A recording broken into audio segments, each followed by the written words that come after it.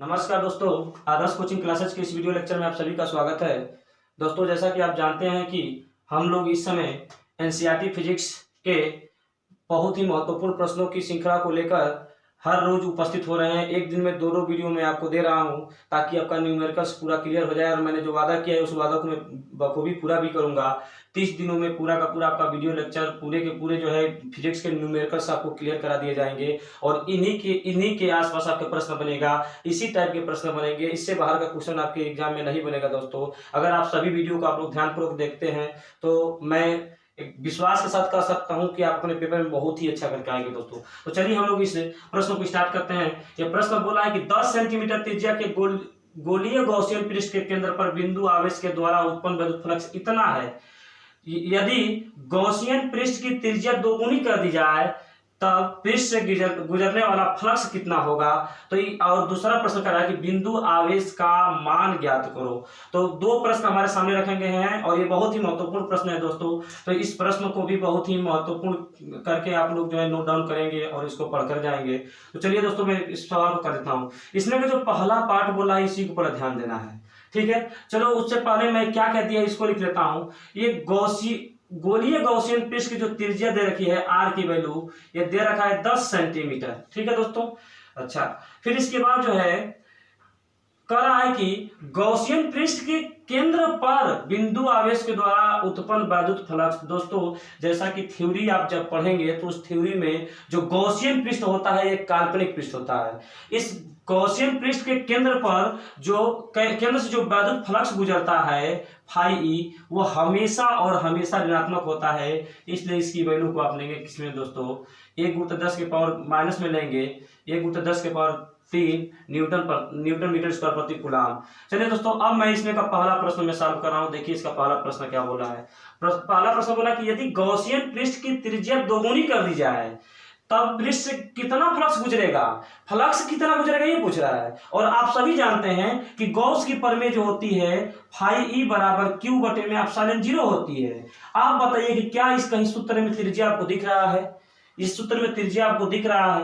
तो यहाँ पर जब त्रिज्या है ये नहीं है, इसका मतलब ये हो गया कि गॉसियन पृष्ठ से गुजरने वाला जो फ्लक्स होता है वो त्रिज्या पर निर्भर करता ही नहीं है। इसलिए उसका जो है जो कह सकते हैं हम लोग वैद्युत फ्लक्स अपरिवर्तित रहेगा। ठीक है दोस्तों, मतलब मैंने अभी क्या बोला है, प्रश्नों को ध्यान से देखिए। प्रश्न बोल रहा था कि गॉसियन पृष्ठ की त्रिज्या दोगुनी कर दिया है, तो त्रिज्या को दोगुना करने के लिए कर रहा है तब उसके फ्लक्स में क्या परिवर्तन होगा, उसका फ्लक्स तब कितना फ्लक्स गुजरेगा ये प्रश्न कर रहा है। तो आप सीधे जवाब देंगे कि चूंकि कहेंगे कि जो वैद्युत फ्लक्स होता है वो त्रिज्या पर निर्भर नहीं करती है, इसलिए जो पृष्ठ से गुजरने वाला वैद्युत फ्लक्स है वो अपरिवर्तित रहेगा। तो कहेंगे आप कि यहाँ पर बोलेंगे सीधे कि गॉसियन वैद्युत फ्लक्स फाई ई त्रिज्या पर निर्भर नहीं करती है, त्रिज्या पर निर्भर नहीं करती है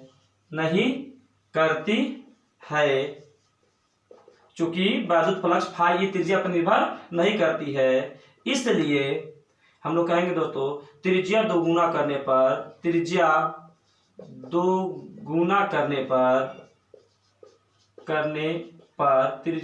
करने पर फ्लक्स में कोई परिवर्तन नहीं होगा। फ्लक्स में वैद्युत फ्लक्स में किसमें दोस्तों, वैद्युत फ्लक्स में कोई परिवर्तन नहीं होगा। चलिए दोस्तों, ये आपका था पहला प्रश्न का जवाब कि हम लोग अगर त्रिज्या को दोगुना करेंगे तो त्रिज्या जब वैद्युत फ्लक्स का सूत्र जब ये होता है तो ये उस पर निर्भर करता ही नहीं है। फार्मूला है दोस्तों, ये निर्भर करता ही नहीं है, त्रिज्या पे वैद्युत फ्लक्स निर्भर नहीं करता। तो मैंने यही लिखा है चूंकि वैद्युत फ्लक्स त्रिज्या पर निर्भर नहीं करता है इसलिए त्रिज्या को दोगुना करने पर वैद्युत फ्लक्स में कोई परिवर्तन नहीं होगा। तो ये आप इस बात को याद रखेंगे दोस्तों।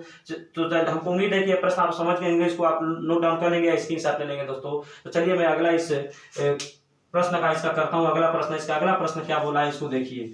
अगला प्रश्न इसमें यही बोल रहा है कि बिंदु आवेश का मान ज्ञात करो। बिंदु आवेश का मान हमको ज्ञात करना है दोस्तों। तो बिंदु आवेश का मान देखिए कैसे हम लोग निकालते हैं। तो दूसरा प्रश्न में बिंदु आवेश का मान ज्ञात करने के लिए कहा है, यानी क्यू की वैल्यू ज्ञात करने के लिए कहा है। आप सभी को पता है कि वैद्युत फ्लक्स फाई बराबर होता है फाई ई बराबर Q बटे में एप्सिलॉन 0। यही आवेश का मान निकालना है। इसका मतलब हमारे यहाँ से Q की वैल्यू निकालें तो फाई ई गुणते एप्सिलॉन 0 हो जाएगा दोस्तों। और यहाँ पर Q की अगर Q का यहाँ पर रख देंगे QE का मान तो यह जाएगा -1 गुणते 10 के पावर 3, ठीक है। और एप्सिलॉन 0 का मान सभी को पता है 8.85 गुणते 10 के पावर -12, ठीक है दोस्तों। और ये आवेश है इसलिए इसका मात्रा क्या हो जाएगा आपका कूलाम इसका रखा जाएगा।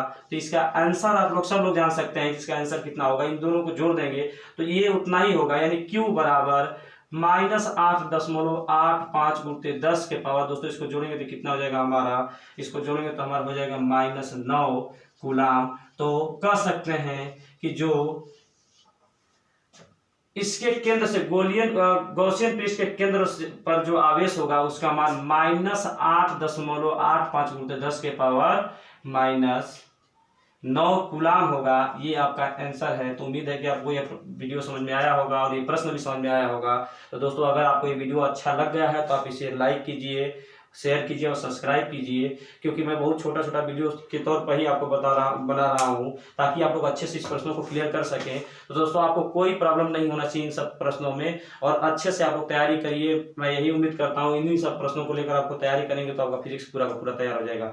ठीक है दोस्तों, आज के लिए बस इतना ही। बहुत बहुत धन्यवाद। सुबह का वीडियो फिर मिलेगा आपको थोड़ी देर बाद।